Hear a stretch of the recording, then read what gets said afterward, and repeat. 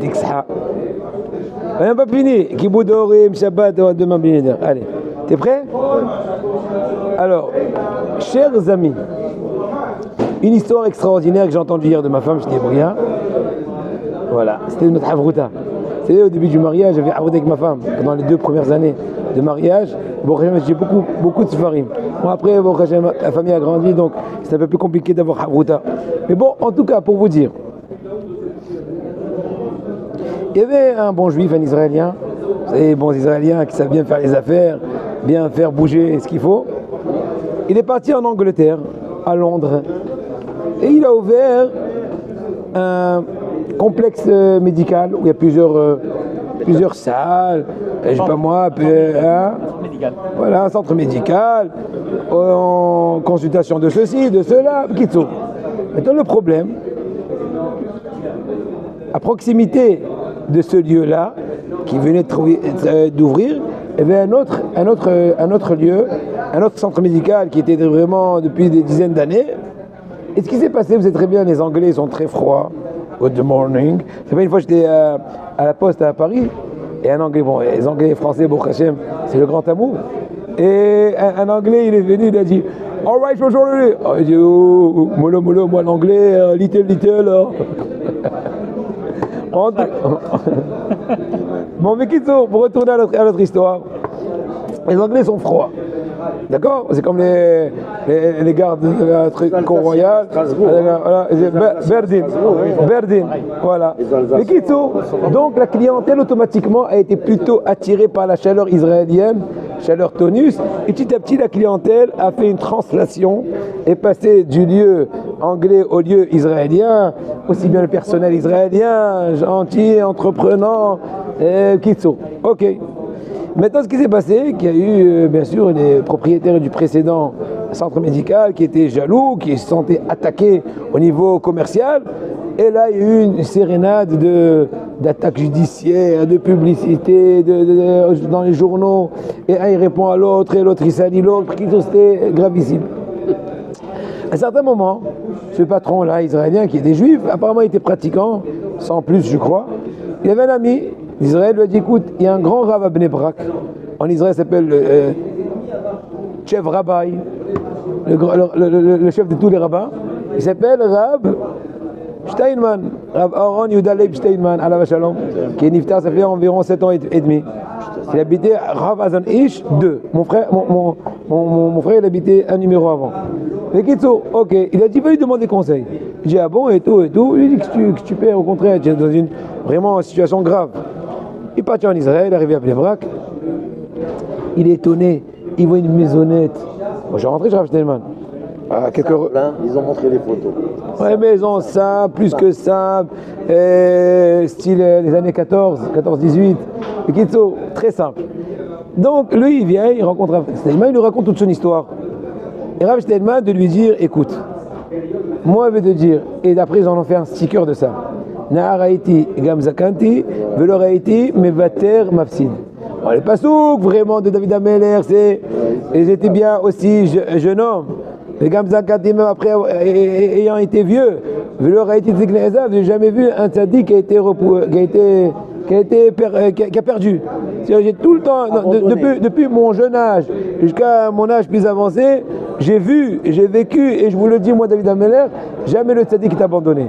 Mais Rav Steinman a un peu changé un peu le contexte en disant que Rav Steinman avait plus de 100 ans. Donc lui, il sait témoigner la vérité. Il a dit, depuis que j'étais jeune, jusqu'à après, j'ai jamais vu une personne qui cède, qui a perdu. Et je n'ai jamais rencontré une personne qui a cédé, qui en fin de compte a perdu, elle a plutôt gagné. Elle n'a que gagné, n'est-ce pas? Donc je dis, alors quoi faire? Eh bien cède. Quoi cède? Ferme ton affaire. Et je dis, mais Rabbi, c'est vrai que pour indemniser tout le personnel, c'est au moins 70 000, imaginons, euros, dollars, peu importe. Il y a des chiffres où tu arrives où tu t'en fiches de la monnaie. D'accord? Rav Steinman, il lui a dit, écoute, je ne sais pas quoi te dire. Moi, je dis, tu ne pardonneras pas. Il a dit, si le Rav me promet que j'aurai d'une façon miraculeuse 70 000, je fais le pas et j'attends.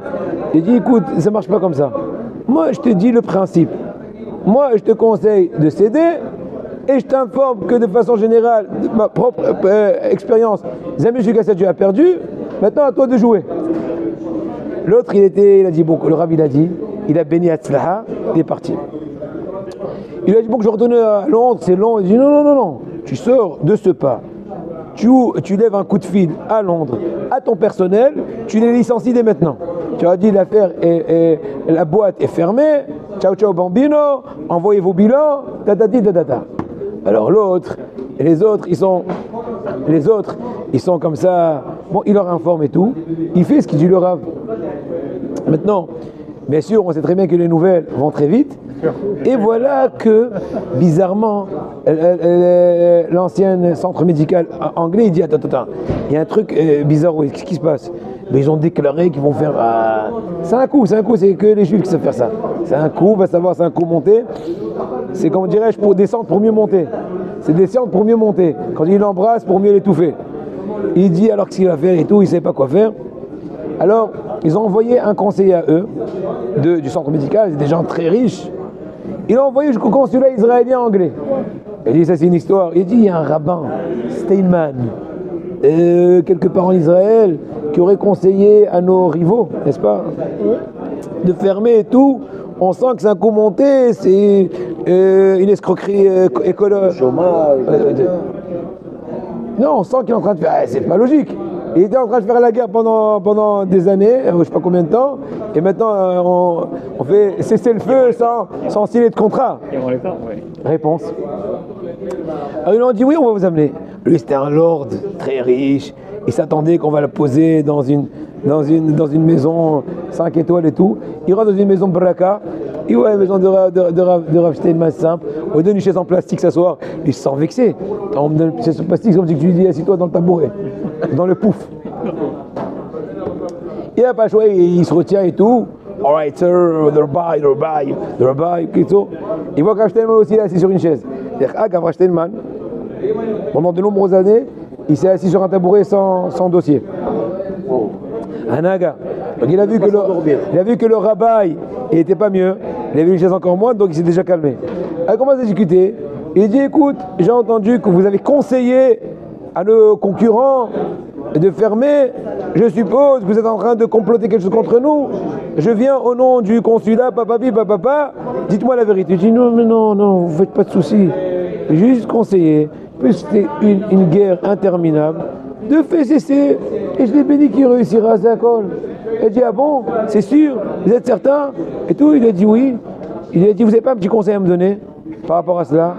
Il lui dit, ben moi je vous conseillerais, vous êtes à Londres, et ben à Manchester, pas très loin, ouvrez de nouvelles succursales et prenez-le. Utilisez-le, c'est quelqu'un qui s'y connaît bien dans le domaine. Au contraire, au lieu de faire la rivalité avec lui, utilisez ses services, il deviendra votre employé.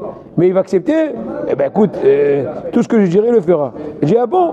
Alors tout de suite, il sort, comment dirais-je, à 3 000 €, il dépose à Rav Steinman, et il dit, non, Rav Steinman, non, reprenez-le. Il dit, non, mais écoutez, même quand on prend un conseil chez un spécialiste, on paye, vous, c'est pas moi. Je dis, non, pour avoir l'aide des cieux, moi, je ne veux pas avoir d'argent. Reprenez-le. Une fois, j'ai vu un gadol, quelqu'un lui a donné de l'argent, il a dit, non, je veux voir les pommes des mains propres. Il ne donne pas d'argent, tu veux, mets dans la coupa. Bon, en tout cas, pour retourner, ce qui s'est passé, effectivement, il est parti à Londres.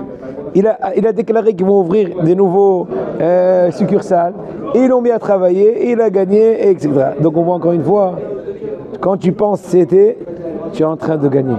C'est le message. Sur les bâtards, ça veut dire c'est